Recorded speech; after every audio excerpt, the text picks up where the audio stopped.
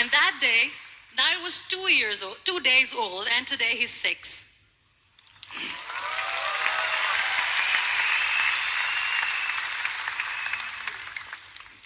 You'll be surprised to know another bigger fear that I had in me. It was facing people.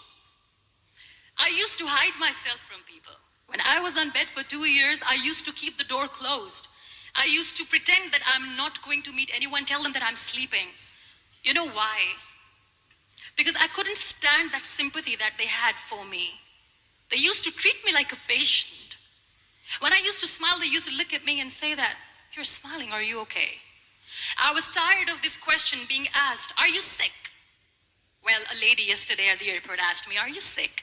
And I said, well, besides the spinal cord injury, I'm fine, I guess.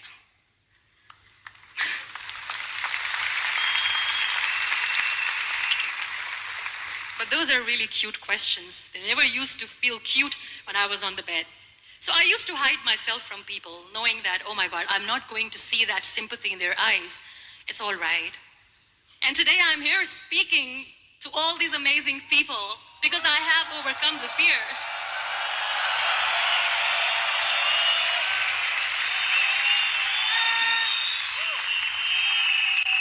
You know, when you end up being on the wheelchair, what's the most painful thing?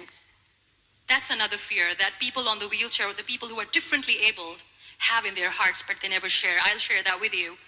The lack of acceptance. People think that they will not be accepted by the people because we, in the world of perfect people, are imperfects. So I decided that instead of starting an NGO for disability awareness, which I know will not help anyone, I started to appear more in public. I started to paint. I always wanted to. I have done a lot of exhibitions. I'm Pakistan's first wheelchair-bound artist. I have done a lot of modeling campaigns, different campaigns for brands like Toni and Guy.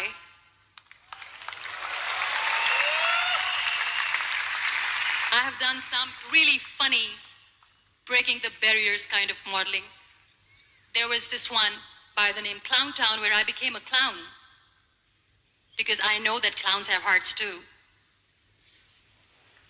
And then I also decided that if I really want to make the difference, I am not going to let people use me for their polio campaigns where they will make you a victim and an emblem of misery and mercy and will say that, you know what, give polio drops to your children or they'll become like this girl. I decided that I'm going to join the national TV of Pakistan as an anchor person, and I've been doing a lot of shows for the last 3 years.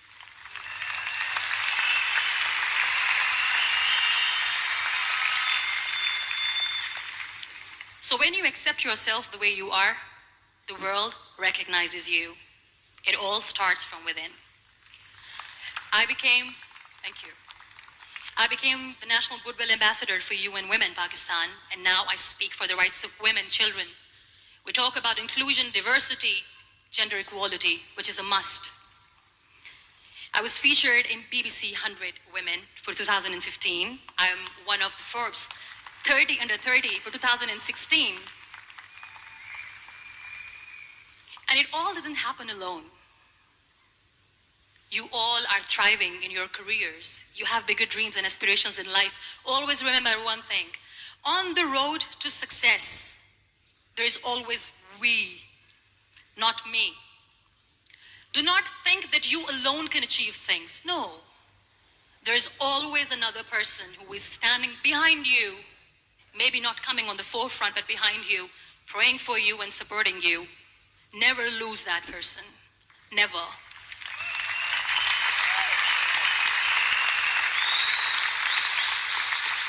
No matter how much I say that I couldn't find a hero, so I became one, I still want to recognize those 3 people in my life who literally changed my life completely, and I get inspiration from them every single day.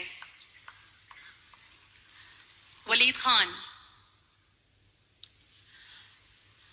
Many people know about the terrorist attacks in Pakistan. We have lost many people.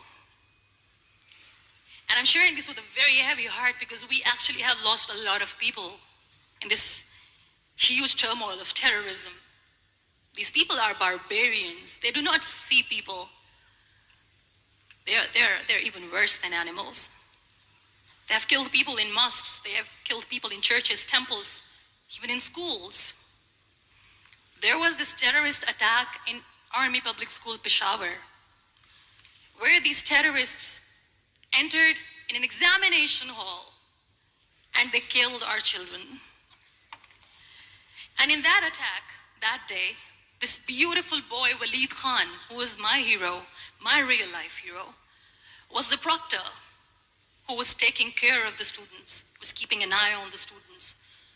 Those barbarians shot him 3 times in the face, 5 times on his body, and he fell down. I was asked to give a talk in the school after a week of that terrorist attack. With a very heavy heart, I went there and I spoke. We sang a few national songs. I thought that maybe I've done my part, but deep inside, it was killing me. I could see children injured. I could see children sitting on the wheelchairs looking at me wondering, what next? What was our fault? Just because we were here to give examination, we have been shot. So many people, so many children lost their friends. Their classrooms were empty. The next day they went to the classroom. So this kid, Walid Khan, I was asked that he is in a hospital right now, and you have to go and see him and motivate him and tell him that it's going to be okay. And when I saw Walid Khan coming on the wheelchair for the first time in front of me, face was all deformed. His leg was fractured, his arm was fractured. He couldn't talk, he lost his teeth. He cannot sneeze, he cannot smell. He cannot eat. And I kept thinking, what should I say? That everything is going to be all right? No, nothing is all right. And while I was juggling with the words, what to say, what not to say, this beautiful child, Walid Khan, came to me and he said, "Are you Muneeba Mazari?" I said, "Yes." He said, "Baji, let's take a selfie."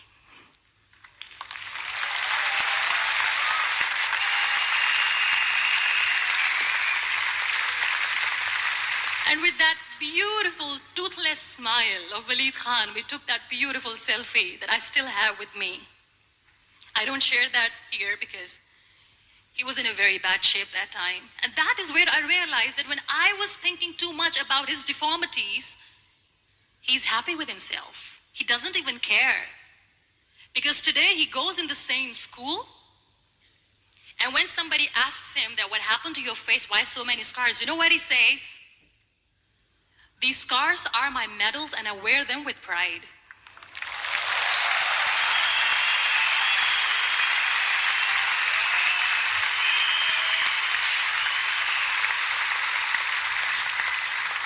And how beautifully he says, "The terrorists wanted me not to study. I am going to study. I will become a doctor one day. And this is my way of taking revenge from those terrorists." Another real life hero, of course, my son. His name is Nile, N-I-L-E, River Nile. I learned so much from this kid. The first and foremost thing is patience. How to be patient when you know that your mother cannot walk, when you know that your mother is different from the other women, when you know that your mother cannot go out and play with you, how to stay calm. He loves football. And when we got the very first football, he was 4 years old. He was super excited. I still remember he came in the room and he said, "Mom, let's play football." And he kept the ball in my feet. And he said, "Let's kick it." And that day I felt disabled.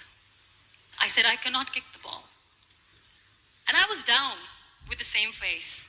He looked at me and he said, "Well, that's all right. Your legs are not working, but your hands do. Let's play."